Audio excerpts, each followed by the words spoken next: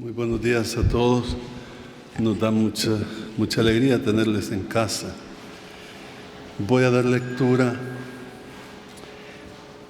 al mensaje de la conferencia episcopal que recién se ha publicado. Dice así: la reconciliación es fruto de la verdad y la justicia. Primero, los obispos de la Iglesia Católica en El Salvador, reunidos en asamblea ordinaria, saludamos cordialmente a nuestros sacerdotes, religiosas, religiosos, hermanas laicas, hermanos laicos y a las personas de buena voluntad. Hemos orado y reflexionado sobre la realidad nacional, preocupados por todos, principalmente por las víctimas y por todos los que sufren vulneraciones en sus derechos. Segundo, por ser este año el 40 aniversario del martirio de San Óscar Arnulfo Romero, lo declaramos año jubilar martirial. El martirio es el mayor testimonio de la fe, pues reproduce fielmente a Cristo al entregar la propia vida para que otros tengan vida en abundancia. Cónferas, Juan 10:10. Tercero, para este año jubilar establecemos las siguientes actividades conmemorativas. 12 de marzo, 43 aniversario del martirio del Padre Rutilio Grande. 24 de marzo, 40 aniversario del martirio de San Óscar Arnulfo Romero. 14 de junio, 40 aniversario del martirio del Padre Cosme Espesotto. 31 de julio y 1 y 2 de agosto, gran peregrinación a Ciudad Barrios, cuna de San Óscar Arnulfo Romero. Congreso Nacional sobre nuestros mártires. Noviembre, 50 aniversario del martirio del Padre Nicolás Antonio Rodríguez.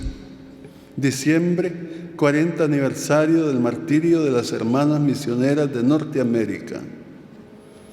También recordamos este año el 40 aniversario de la aterradora masacre de Río Sumpul, Chalatenango, el 14 de mayo de 1980.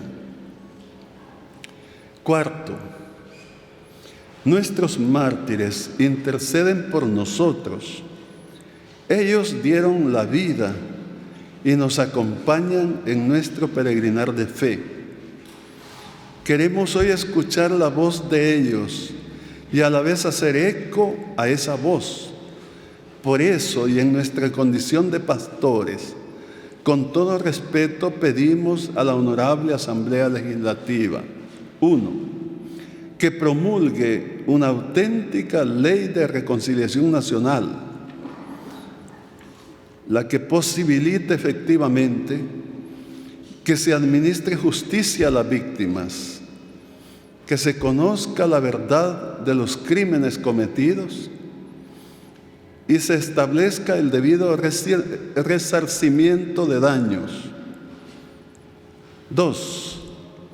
Que establezca un nuevo sistema previsional que garantice el derecho a la pensión digna que tienen todos los trabajadores, con una ley de pensiones que defienda los intereses de los trabajadores, asegurándoles un retiro digno.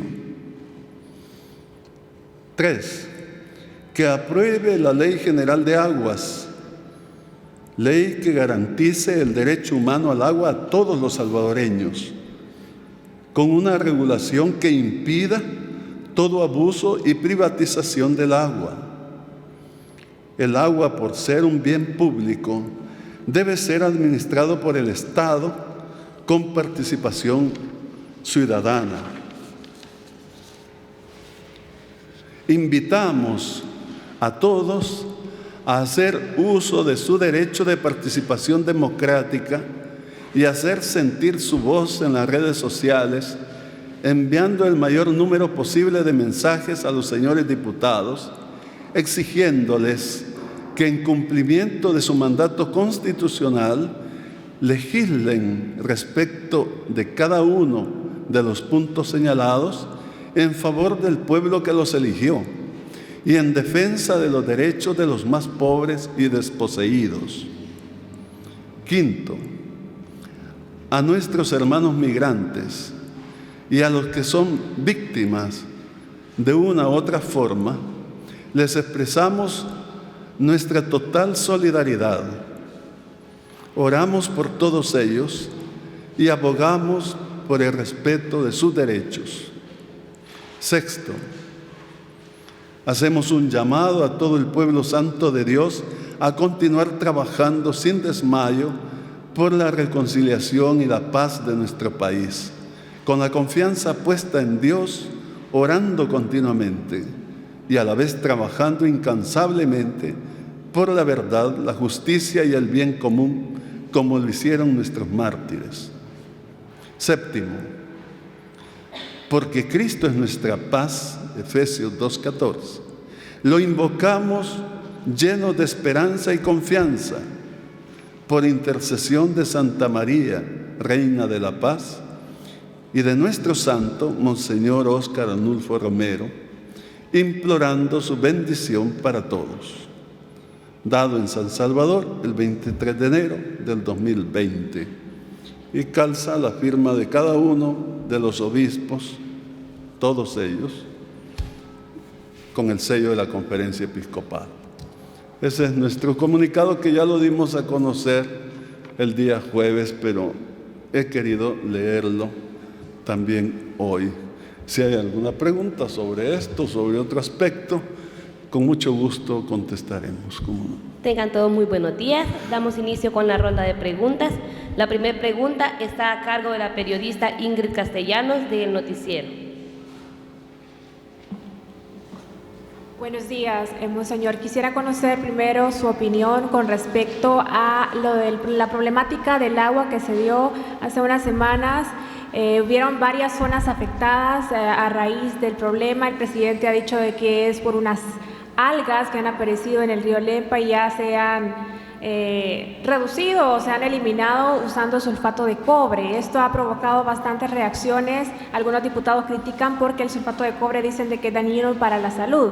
Conocer su opinión ante esta problemática y también el proceso de cómo avanza la ley de reconciliación en la Asamblea Legislativa, porque tienen hasta el 28 de febrero, que es la segunda prórroga que les ha dado la sala, y todavía no se ve un avance significativo.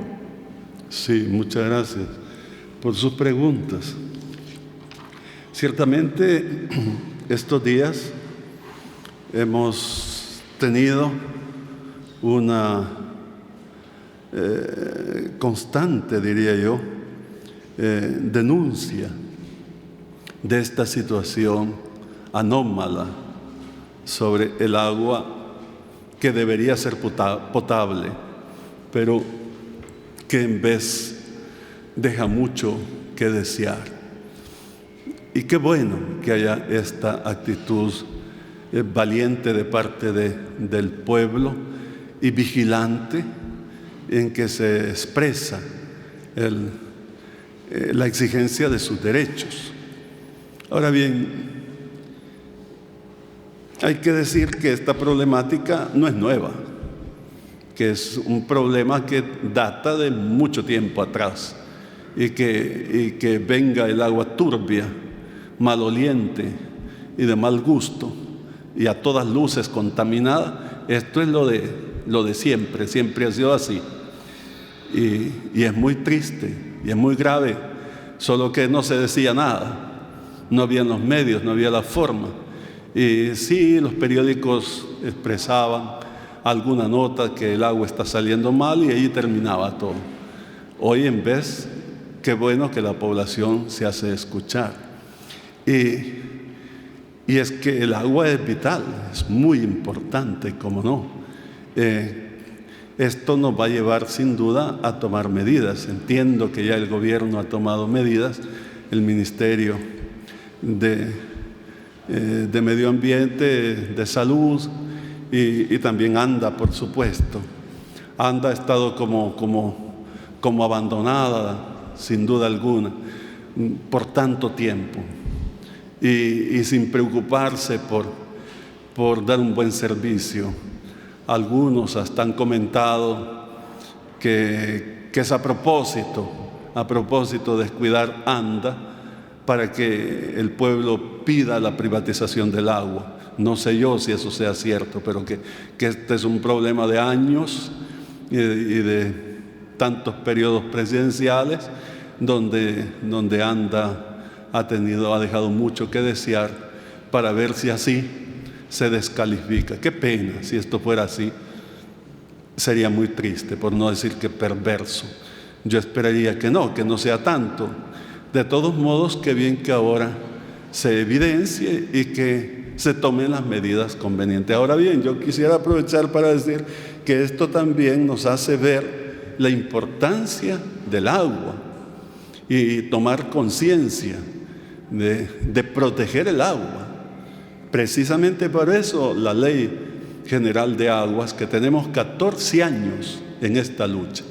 Hace 14 años, precisamente el señor cardenal, Monseñor Gregorio, presentó de parte de Cáritas nuestro proyecto de una Ley General de Aguas, que se ha venido modificando, reestructurando, etcétera. Es verdad, a tal punto que ahora, y con la participación de muchos organismos más, ya hemos presentado a la Asamblea y ya tenemos una Ley General de Aguas muy estructurada, y se aprobó en su inmensa mayoría de sus artículos, 92 artículos tengo entendido, se estudiaron y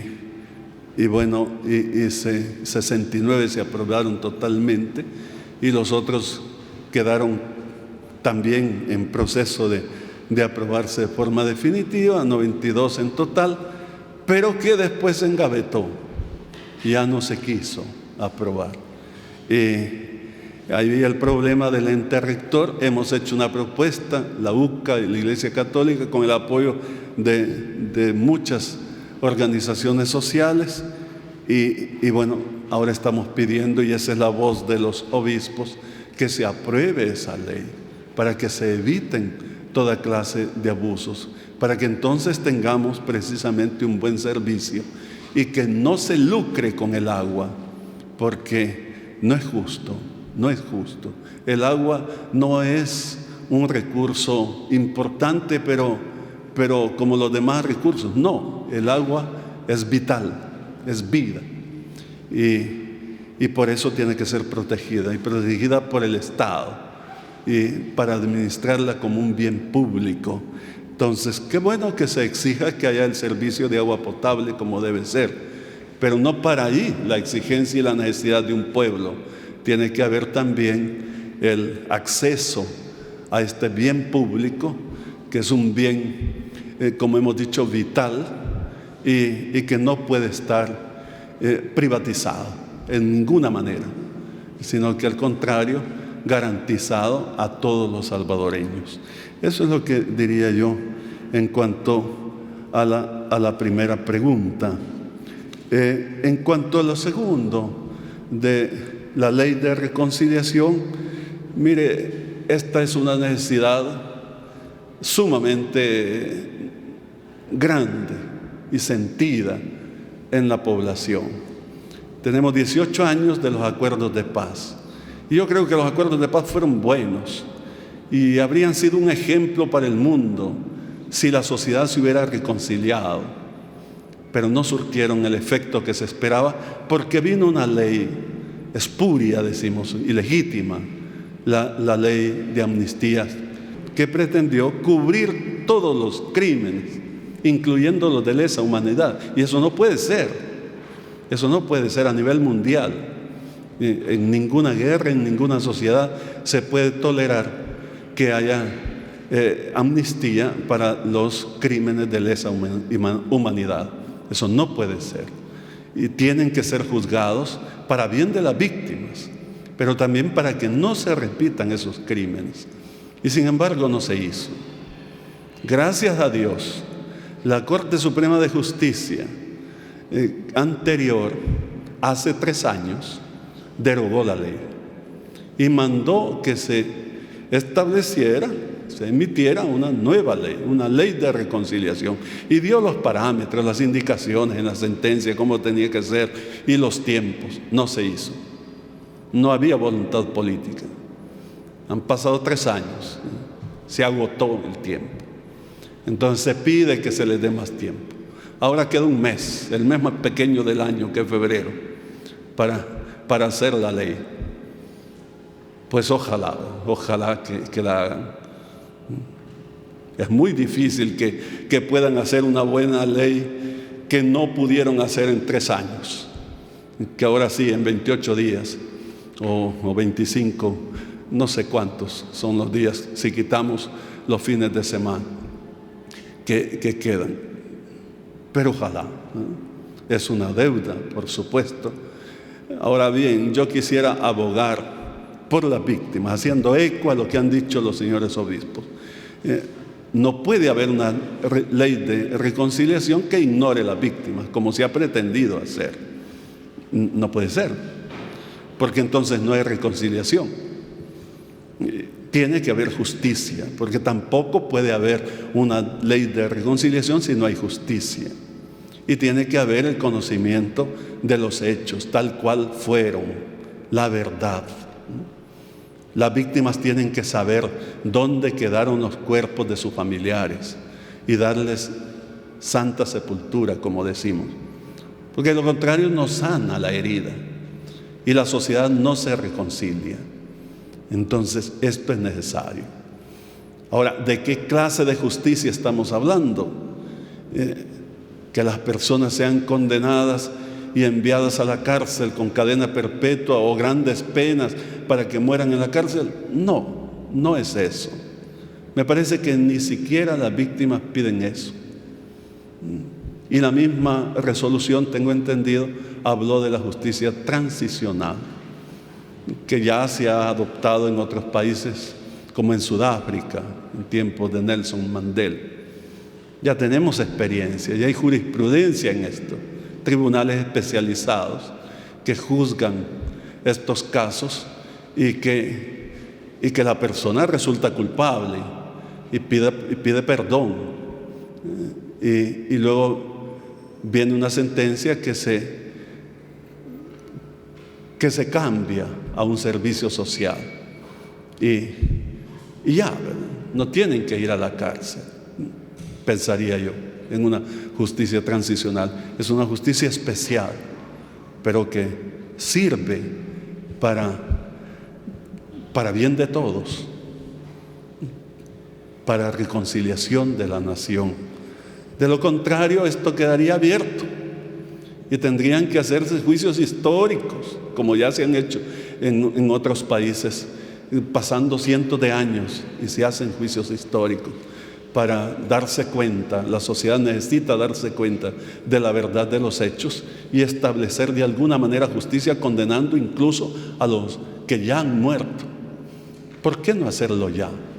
Además, es un deber. A mi entender, la Asamblea está obligada por derecho a hacer esa ley. Entonces, enhorabuena, pidamos a Dios que sea una ley de auténtica reconciliación, como dicen los obispos, una ley auténtica y que de verdad administre justicia a las víctimas y que haya el resarcimiento justo, o sea, necesario para las víctimas, y la dignificación de las víctimas. Eso es necesario. Y aquí no perdería nadie. Si no hay cárcel tan siquiera, pues no perdería nadie, ganaríamos todos. Porque aún la misma persona que se vio involucrada en esa situación, por un factor o por otro, quedaría tranquila ante la sociedad, que ya se le juzgó, ya se le perdonó. Eso es lo que conviene, como lo han hecho otros países. Tal es el caso de Sudáfrica. Ojalá que nosotros también estemos en la altura para vivir una experiencia de estas que nos reconcilie. De lo contrario, pues estaríamos en una situación tensa, difícil, con las heridas abiertas. No es cierto que el tiempo cubra las heridas, no, al contrario, se profundizan más. Eso hay estudios de psicología y de antropología haciendo ver que las víctimas tienen que ser tratadas como tales, dignificadas, y se les debe administrar justicia para que sanen sus heridas. Ojalá, pidamos al Señor. Dios es grande y cuando hay voluntad se hacen maravillas. Que lo que no se hizo en 3 años, pues que se haga en este mes que nos queda. La siguiente pregunta está a cargo del periodista Gerardo Castro de YSUCA. Buenos días, monseñor. Buenos días. La pregunta va con el tema de los migrantes. Hemos visto salir caravanas de San Pedro Sula, hemos visto cómo guatemaltecos se han unido también a esta caravana y salvadoreños se unieron en una caravana recientemente hacia Estados Unidos. Pero hemos visto también cómo entre Guatemala y en México los migrantes pues han sido detenidos por la fuerza usando la Guardia Nacional, lógicamente respetando los derechos humanos. ¿Qué lectura saca la Iglesia Católica de este tema y también cómo podría ser el apoyo que no solo El Salvador, sino que también como Triángulo Norte se debería dar a estas personas que buscan un mejor desarrollo económico y un mejor desarrollo en el tema de seguridad pública? Sí, muchas gracias por la pregunta. Ciertamente estamos muy preocupados por la migración forzada que nuestros pueblos tienen. Este es un sentir muy grande del Papa a nivel mundial, pero que nosotros compartimos como iglesia local, por supuesto, y agradecemos al Papa su preocupación. Y como ya dije, para nosotros en la iglesia es motivo de grandísima preocupación. Hay mucho que podemos decir sobre esto. Es precisamente la injusticia social en todas sus manifestaciones que provoca esta migración forzada. No deberían nuestros conciudadanos salir, y nadie sale porque quiere hacerlo, sino que se ve obligado a hacerlo. Ahora bien, yo quisiera aprovechar el momento para hacer un llamado a que se les respeten sus derechos, porque por supuesto que tienen legítimo derecho a migrar. Nadie se los puede impedir. Nadie los puede impedir. Son personas que van a estos países buscando salvar su vida. Y yo sé que hay muchas personas a lo largo del camino que les tienden la mano. Estamos agradecidos con la iglesia y las demás iglesias también que ayudan a los migrantes, y las personas laicas que están ayudando a los migrantes. Es muy triste que las leyes del Estado se vuelvan contra los migrantes. Es como actuar contra nosotros mismos. Y eso no está bien, no es justo.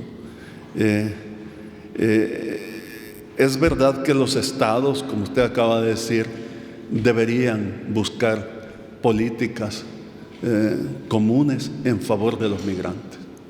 Cada gobierno tiene que gobernar en bien de sus ciudadanos y por tanto velar por los derechos de sus ciudadanos, por supuesto. Y estos tienen que ser los intereses que deben defenderse primariamente, los derechos de nuestro pueblo, de nuestra gente. Pero el migrar es un derecho universal y todos los pueblos son migrantes. Todos somos migrantes. Todos somos migrantes. Entonces, estar en contra de los migrantes es estar en contra de la naturaleza misma de las personas y de su libertad. Máxime cuando esté en peligro su vida, como muchas de estas personas. tienen que emigrar porque está amenazada su vida misma. Entonces, es un punto para reflexionar. Yo no soy quien para diseñar una política y decirle, obren así, pero es fácil entender que este gran problema amerita que se estudie, que se consulte a los expertos y que se tomen las mejores decisiones, estableciendo un sistema de leyes que protejan a los migrantes, eso es, que protejan sus derechos. Y yo por último digo esto de lo que estoy sumamente convencido, que Dios está con los migrantes, que Dios camina con los migrantes, que el Señor fue migrante, que Él con su familia migró a Egipto en medio de la violencia, perseguido por la espada asesina y con todo lo que significaba en ese momento sufrir como migrante, la pobreza, el llegar a un país que no conocían ellos, que no sabían su lengua, su cultura, etc. Entonces, el primer migrante para los cristianos es Cristo mismo, con su familia, el Señor San José y la Santísima Virgen. Y entonces nosotros encomendamos a nuestros migrantes, como dice aquel el comunicado, pero también tienen todo nuestro apoyo, por supuesto. Vamos a estar siempre a favor de nuestros migrantes, de todos ellos, y defendiendo sus derechos. Más todavía, en ellos vemos a Cristo. Es Cristo que migra y que debemos pues estar a su favor, estar a su favor. De todo lo que hacemos vamos a dar cuenta definitivamente, ¿verdad? No lo digo yo, capítulo 25 de San Mateo que todos conocemos, ¿verdad? Fui forastero y me hospedaste, estuve desnudo y me vestiste, en la cárcel y me visitaste, sin techo, etcétera, sin pan, y me diste de comer, de beber, etc. Todo eso, las 7 obras de misericordia que apunta San Mateo en el capítulo 25 de su Evangelio, se aplican muy bien a nuestros hermanos migrantes. Entonces, el Señor concluye diciendo que todo lo que hicieron con ellos, conmigo mismo lo han hecho. Entonces, es que el Señor está en nuestros hermanos que sufren. Yo es lo que puedo decir con todo respeto, y que tengamos esa visión de humanidad y también de fe para ver en nuestros hermanos que sufren, que mueren en el camino, a un Cristo sufriente, y ayudarles. Gracias. La siguiente pregunta está a cargo de Gabriela Villarreal, de Diario El Mundo. Buenos días, Monseñor. Buenos días. Quisiera insistirle un poco en el tema de la reconciliación, pero puntualmente consultarle por el proceso que lleva la Asamblea Legislativa. Hasta este momento lo que se sabe es que se está diseñando un anteproyecto a puerta cerrada de la Ley de Reconciliación con un equipo de abogados, y se ha dicho que se va a escuchar a las víctimas por 9 horas aproximadamente. Es la apertura que tienen los diputados para escuchar a todo el clamor de las víctimas y del sector de la población que ha sido afectado por los crímenes de guerra. Usted también señalaba hace algunos minutitos que sería justo o sería justificable, con tal de que se dé la reconciliación, que se puedan dictar trabajos de utilidad pública. ¿En qué tipo de crímenes exactamente la Iglesia Católica cree que deberían brindarse esta oportunidad a los hechores? Porque hay organizaciones de derechos humanos que critican puntualmente esta parte de la ley, que se busque trabajos de utilidad pública para delitos que fueron pues de lesa humanidad. Gracias. Sí, gracias por su pregunta. Vea, sobre lo primero, yo creo que la Asamblea, aunque ahora está contra el tiempo, porque es verdad que apenas tienen un mes, que para mí lo más conveniente sería que soliciten a la Corte más tiempo. No sé si eso se puede o no, darles más tiempo, porque en un mes me parece imposible, por no decir otra palabra, que puedan hacer lo que no hicieron en 3 años. Pero pues ellos son los que deciden. Ahora bien, una ley de reconciliación nacional no puede limitar a las víctimas en su participación. Son los principales en la ley. ¿Cómo decir? La parte principal a la que ve la ley son las víctimas. Y decirles, mira que solo tantos días vamos a escucharlos, pero no se den cuenta de más y que todos vamos a trabajar nosotros por nuestra cuenta, y etcétera. Me parece que no tiene sentido. En una democracia participativa, como decimos en algún momento en nuestro mensaje, el soberano es el pueblo, y esto no es poético, sino que debe ser real. Entonces, no se le puede limitar al pueblo, y menos a las víctimas. Sería revictimizarlas. Yo no estoy de acuerdo en que, si la vez pasada ni siquiera tengo entendido participaron para nada las víctimas en aquel intento que se hizo de hacer una ley de reconciliación que no sería ley de reconciliación, y que al final no la hicieron, se les pasó el tiempo. Me parece que las víctimas eran las que menos les interesaban, por lo menos de escucharlas. Ahora sí, pero con estas limitantes. Entonces, yo sí creo que las víctimas tienen que jugar un papel muy importante en esa ley. De lo contrario, no sería de reconciliación, como el nombre mismo lo indica, porque es con las víctimas que tenemos que reconciliarnos, precisamente. Y debe ser una ley que administre, además de justicia, restauración, justicia restaurativa para las víctimas. Y debe haber resarcimiento de daños, como dicen los obispos, o decimos los obispos. Ahora, en cuanto a que hasta qué punto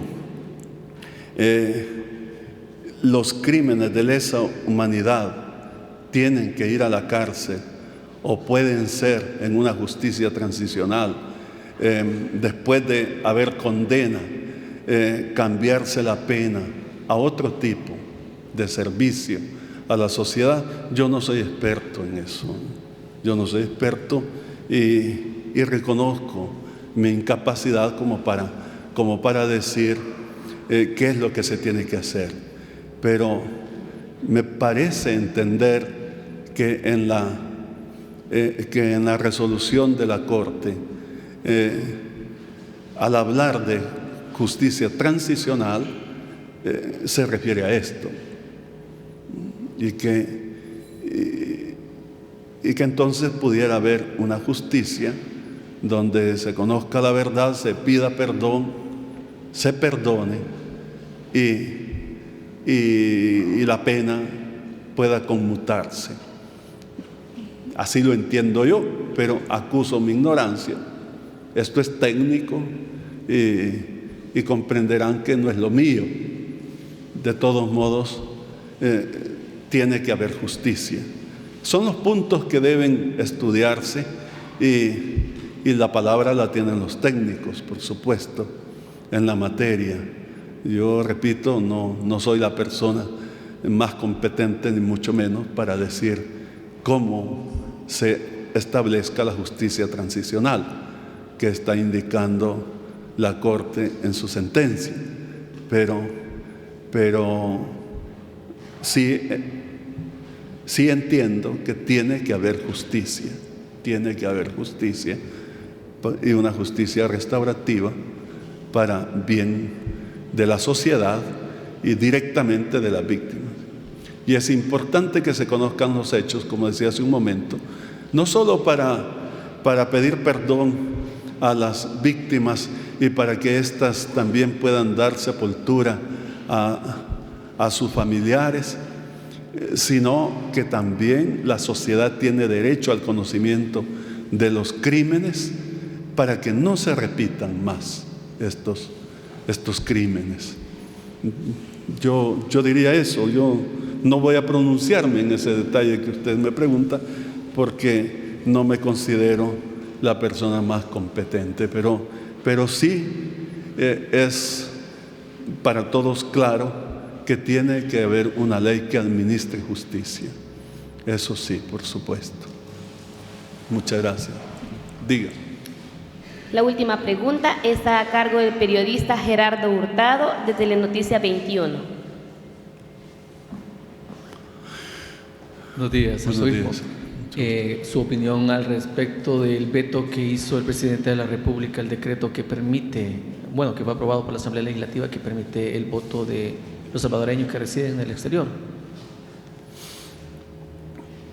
Vea, este punto siempre es de democracia participativa, etcétera, que los salvadoreños que viven en el extranjero, en otros países, puedan votar para elegir nuestras autoridades es un derecho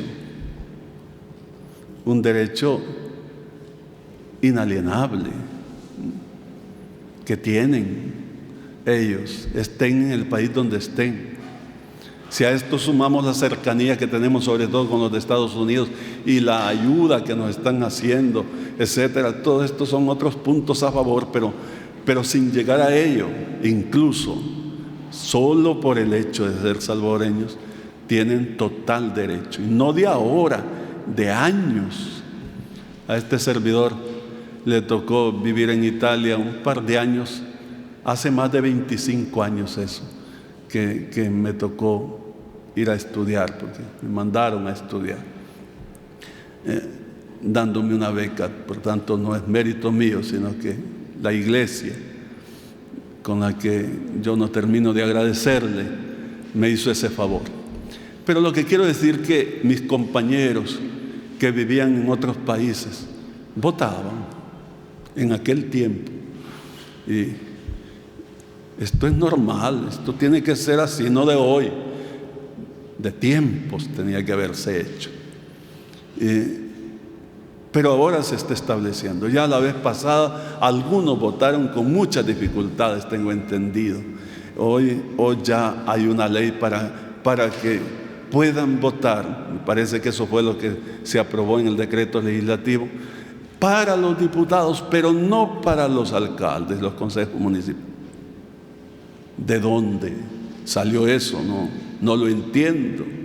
Si el derecho es a elegir los gobernantes, son salvadoreños.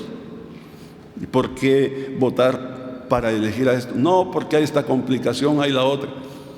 Pues para eso son las leyes, para sobrepasar las complicaciones, como superar los obstáculos, eso es. Entonces, eso es lo que se debe legislar, la manera como tiene que hacerse, pero no limitar el derecho. Entonces, me parece que el señor presidente hizo lo correcto, a mi entender. No es que yo quiera alinearme en favor de una posición o de otra, no. Mi entender es en favor de nuestros hermanos que están en el exterior. Entonces, tenemos que facilitarles totalmente y garantizarles, y que su voto sea respetado totalmente. Entonces, de eso se trata. Yo no entiendo, sinceramente. Primero, ¿por qué hasta hoy se hace? Debió haberse hecho hace mucho tiempo atrás. Pero bien, ahora que se está haciendo, pues que se haga bien. Pero que se haga así a medias, me van a disculpar, pero yo no lo entiendo, ¿no? Sí, los derechos son para todos y generales. ¿Tienen derecho a votar? Sí, tienen derecho a votar. Entonces, que voten. No, pero es que voten para estos, pero para los otros no. ¿Qué pasó? Y que no son salvadoreños, pues. Eso es lo que yo entiendo. Y de nuevo, yo no soy un experto en la materia.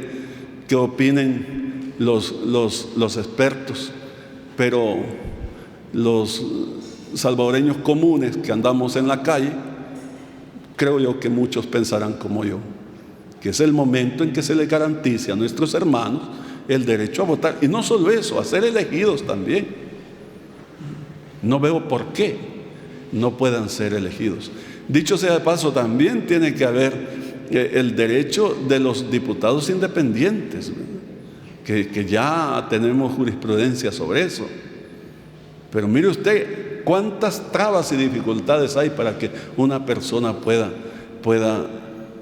llegar a ser un diputado independiente. ¿Qué pasó? ¿Qué pasó? ¿Y por qué?